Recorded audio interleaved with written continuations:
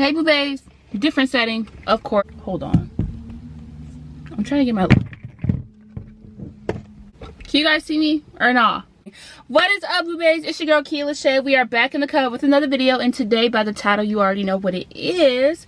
Today we're talking about learning to let go of your trauma. I'm gonna give you guys just a few tips, and yes, I know I've been gone for a very long time. Don't worry, I'm dropping a video soon on where I've been, life updates, and etc. where you guys can ask me questions there if you were concerned at all. And if you're one of my subscribers, thank you for returning as always. And if you are new, you might as well click that subscribe button and click the notification post bell, because I'm not going to let you know when I post. You just got to find out for yourself. Anyways, let's go ahead and get into the bulk of the video. So today I decided to talk about learning to let go of your trauma, because I recently realized that I hadn't let go of some of the things that I've been through, and it's really starting to affect me negatively. And I didn't want to sound all sappy and shit when I came on camera to talk to y'all about that, but it's like real life shit. Like, I hadn't let go of my trauma. The lighting is ass. The lighting is fucking ass. So today I'm talking about learning to let go of your trauma. And so basically, I didn't want to be sappy in this video at all, but I wanted to come at y'all with some real talk like I always do. I always keep it real, 100%. That's what I do in these advice videos, so that you guys can learn from my mistakes, etc. I'm your virtual bestie. I'm the virtual big sis. I just want to let y'all know the real deal, real spill. Okay, so anyways, number one, I'm learning to let go of your trauma. It's honestly assessing yourself. People hate to fucking just sit down and think about where the fuck they're wrong, but if you are wrong and you have a toxic trait or toxic habits, you need to fucking address that shit. You need to get it fixed. Stop thinking everybody's the problem. You falling out with everybody, you having conflict with everybody. People want to be like, oh, I'm growing through a phase of growth and I'm outgrowing these people. Maybe you're not outgrowing everybody. Maybe you are the fucking problem. You are the root of the evil, baby, and you just don't want to look at yourself. But you need to start assessing yourself, because you are not Little Miss Perfect. And I used to sit here and think, I'm perfect and ain't nothing wrong with me. Like, no, it's a lot wrong with you, and we hate to sit.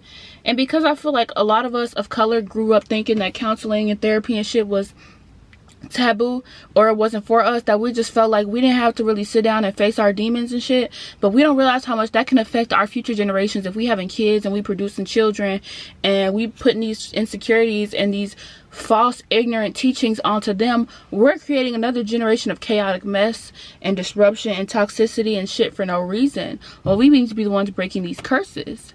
And so I feel like the first step is to really sit down and assess and evaluate yourself, because if you don't do that, then you're just kind of encouraging yourself to continue with the bullshit, and you are being an enabler.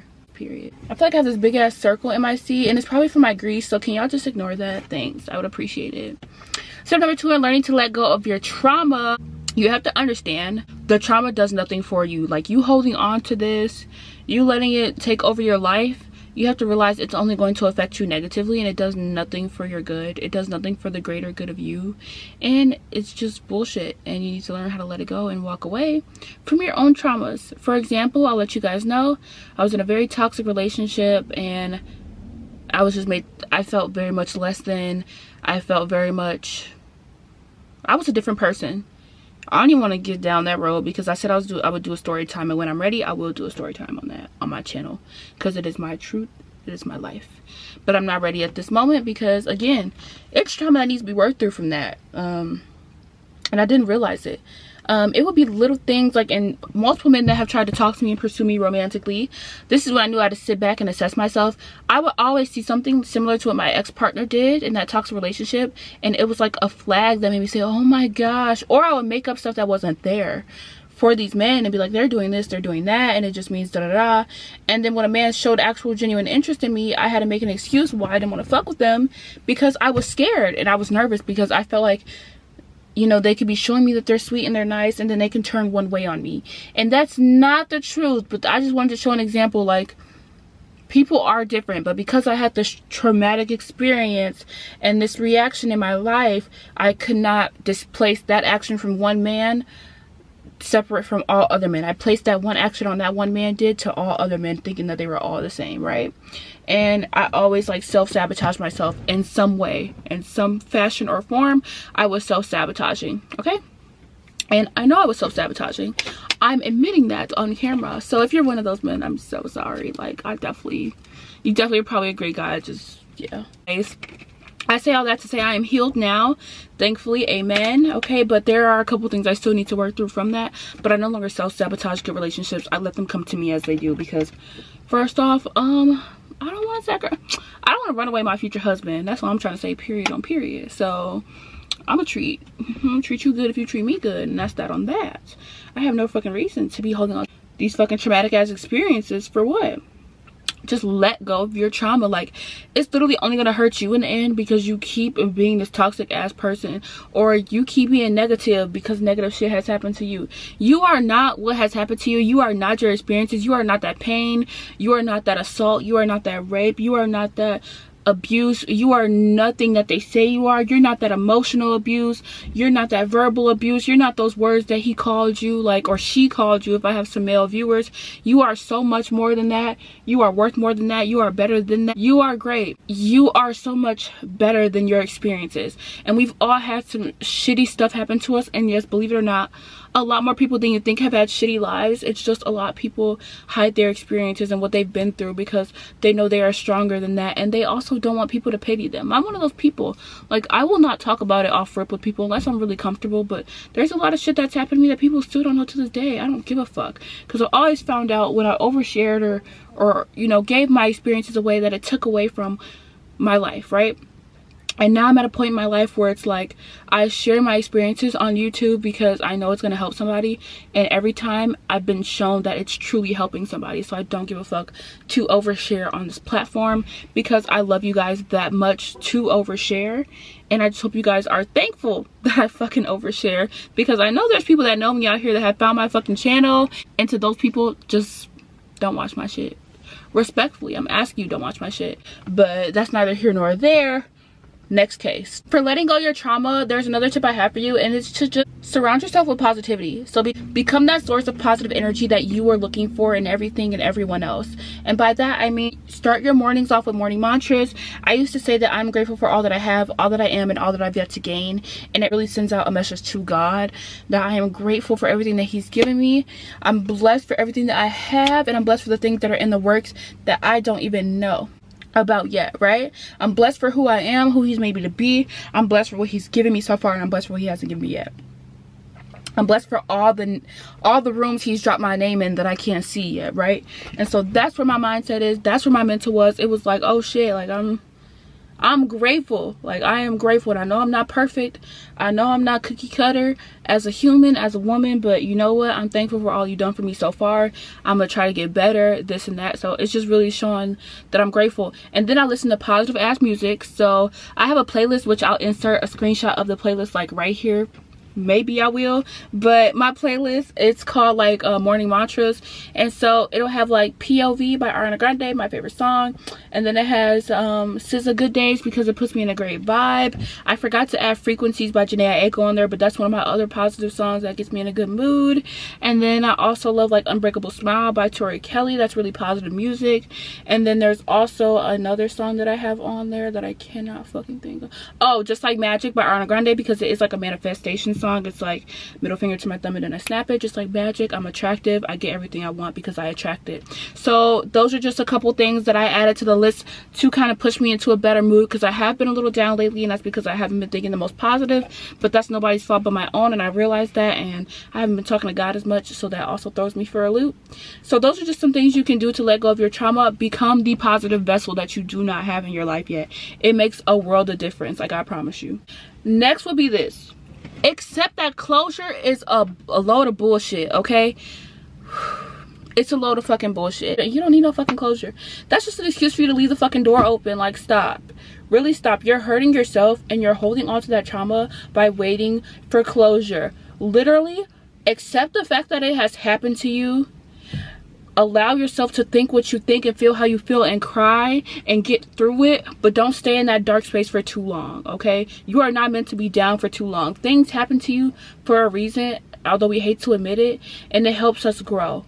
Everything in our life is meant for some type of reason. We might not understand it, and sometimes we are the reason it happens because we put ourselves in those situations, but you have to accept that shit and move on. It's not the easiest, and it's like, okay, better said than done, but y'all don't know what the fuck I've been through for me to say that. So I'm not judging your life because you've been through things, but I'm telling you that it does get better, and you just have to legit know in your head that, okay, this happened to me. I wish the person would tell me why, but I know they're not going to, and that I don't need to hear it from them because it'll only prolong me healing from this trauma. So I'm going to let it go. And then you just let it go. Next, I'm going to tell you to practice mindfulness. I'm starting to sweat in this fucking car. Do y'all see it? I'm going to turn my car on because I need the fucking air running because I was getting hot as fuck. Anyways, my next point is simply going to be practice mindfulness. It really does help. So just find some way to return yourself to the present moment, because a lot of times the trauma, we just start thinking of it and it makes us become sidetracked in our everyday lives. We just kind of have a flashback or a moment that pulls us back into that moment of trauma.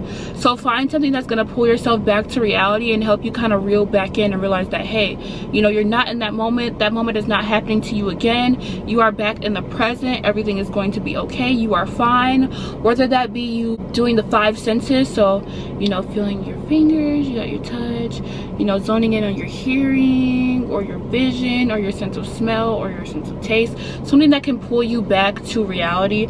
For me, when I get sidetracked, the quickest way for me to snap back in is most likely the vision. So me just seeing things and just knowing that, that's usually what helps me snap back, because I can zone out and my hearing usually is the first to go, and I can't snap back in through my hearing. So my vision is what I count on to help me realize I'm no longer there.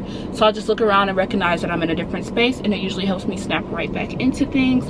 And usually my people that are around me, if I have snapped out of it, they talk so damn much, they can realize I'm not paying attention, and they'll be like, yo, you good? And so I usually always snap back in. But I will also say with mindfulness, you could practice meditation. Meditation helps so much to just make you realize you're in the present moment, focus on your breathing, things like that. So if you snap out of it, you better catch yourself and then just practice some mindfulness, some breathing techniques that help you reel back in and realize that you are in the present moment, and that, again, you're not in that traumatic situation. I also want to say that you should give yourself compassion when healing, because it is not an easy process and you're going to feel extremely stressed out in the process of letting go of your trauma. So just realize that, yes, I'm going to hurt some days, I'm going to be in pain some days, and I should not be hard on myself for feeling these emotions. I should not be hard on myself for crying about something that happened a year ago, because I heal on my own time clock. I'm not these other people, you know. So just recognize that it's okay. You're going to go through things and it's going to hurt.